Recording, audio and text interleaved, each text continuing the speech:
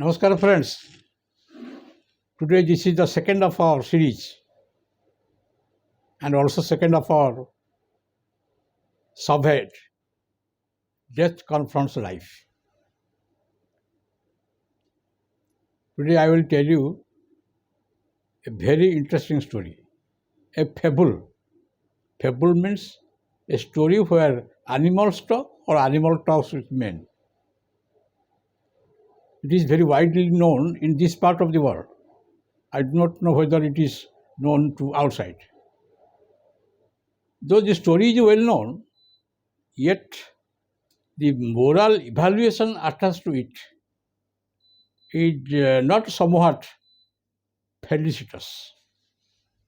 So, after telling the story, I will focus more on the moral evaluation of it.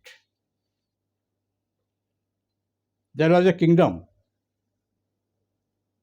ruled by a great king. He had a son. The prince once wanted to go on hunting. The king allowed and got all the hunting gear ready for him. A small band of army also accompanied him for protection, and all necessary accompaniments and companions were sent with him. And Prince was on a very powerful horse. After a day's search in the jungle, no game could be availed of by the prince. And suddenly, catching sight of an antelope, the prince rushed his horse behind the antelope. The antelope fled, and the prince chased it in his horse. Towards sunset, the antelope suddenly vanished from the sight, and immediately the prince felt tired.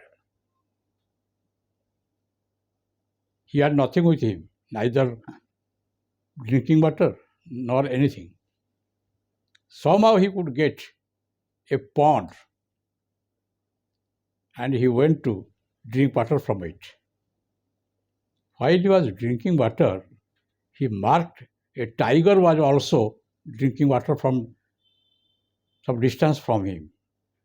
Terrified, he rushed back, and the tiger rushed after him. Quite frantically for life, he climbed up a tree.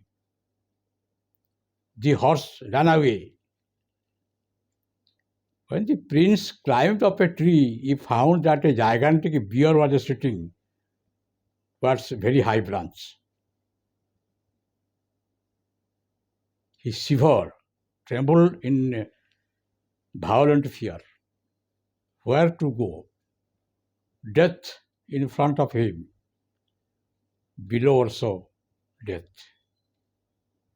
While he was totally perplexed what to do. This is the situation, friends. The bear consoled him and said, Prince, don't fear. You are my friend, come under my protection. And nothing will happen to you as long as I am here. The prince had no alternative to reject it. Okay. After some time, already there was evening, the prince felt somewhat tired and felt like sleeping. He was going to grab a branch and fall asleep when the bear said, No, prince, if you sleep like that, in the depth of your sleep, your hands may loose and you may fall down. The tiger is there. Come and sleep in my lap. The prince had also no alternative. What the bear said was convincing. The prince slept in the lap of the bear. When the prince slept in the lap of the bear, the tiger began to provoke the bear. said, Mr. Bear, you are in your lap a potential death. You are believing a human being and giving him shelter, and that too, allowing him to sleep in your lap. It will be better for you to push him. Let me eat him and go away. Then you go your own way. The bear said, I have accorded him protection of a friend. Affording someone friendship, someone protection is religious. I cannot break the trust. The tiger said, okay. After some time, 1 or 2 hours, the prince's sleep broke. The tiger said, let me take rest. You guard me, keep watch over both of us. So accordingly, the bear slept and the prince was awake. The tiger this time also provoked the prince and said, he has given you shelter because I am below the tree. The moment my back will be turned, have you seen his nails, sharp nails and claws? He will gnaw you into pieces. You will see. So before that time comes, your death, push him from the tree so that I will eat him and go away. And the prince actually did that. He pushed off the bear from the tree. But the bear did not shake even a little from that tree because he has dug its nail into the branch of the tree. But the sleep of the bear broke. And the bear said, you ungrateful person, you are playing treachery on me. I gave you shelter, I gave you protection, and you are pushing me to the tiger. Saying this, he dragged his tongue, the prince's tongue he dragged, and wrote, Sauce Mira, and cursed the prince. Utter these 4 letters, Sauce Mira, and spend all life like this.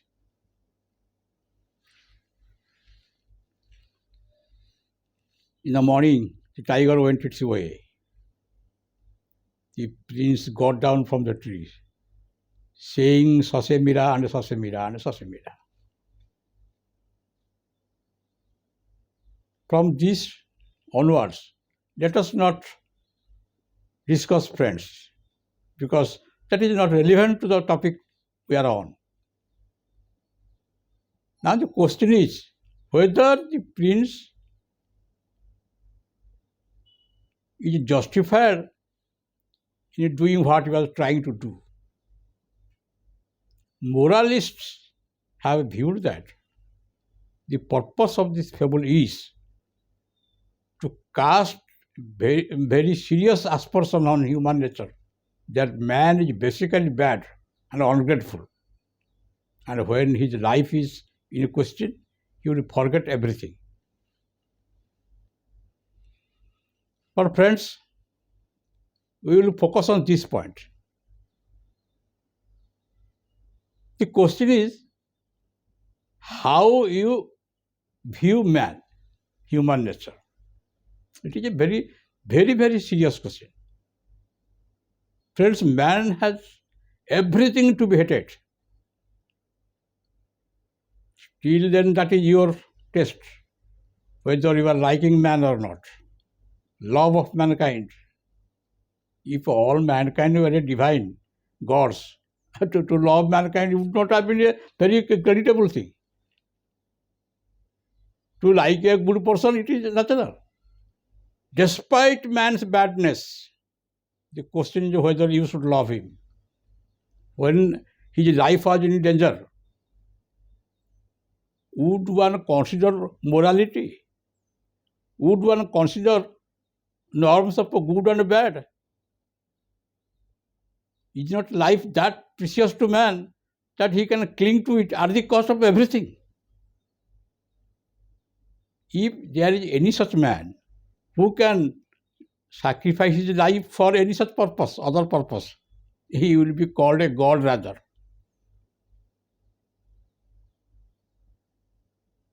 Secondly, I am telling you friends, a type of lesson it is. Between two powerful persons, if one tries to harm you openly, another accords you protection, never be sure of him all life. Never be sure of the man who has accorded you protection. Be safe is the person who was against you. The man who accords you the protection will be the same man who will harm you to the utmost. If some of your behavior is not in accordance with his norm. Thirdly, friends, even if there is end of death fear, there is hangover of death in a man. Hangover means intoxication, continuing intoxication. How? I will illustrate this from the great novel Robinson Crusoe by Daniel Defoe. Robinson Crusoe, despite the advice of his father, even reprimand of his father not to go to the sea in ships, a boy of 18, 19, he disobeyed his father and went on ships. 2 to 3 journeys he made, ship journeys he made. There was some disturbance, some shipwreck type of accident. He was saved. But in the third or fourth ship journey, there was a violent storm in the sky, in the atmosphere, and there was a shipwreck. The ship was overturned in the sea. All the crew perished in the waves. Robinson Crusoe, by stroke of luck, somehow being tossed and torn by the waves, could found himself on an island, on the shore of an island. He immediately thanked God. God, you are great, you saved me. And he says, Mr. Daniel Defoe is saying, it seemed to him as if by mistake taking him for dead, he had been pushed into the grave in a coffin. But somehow or other, he could gather sense and was able to come up to the earth in a living form.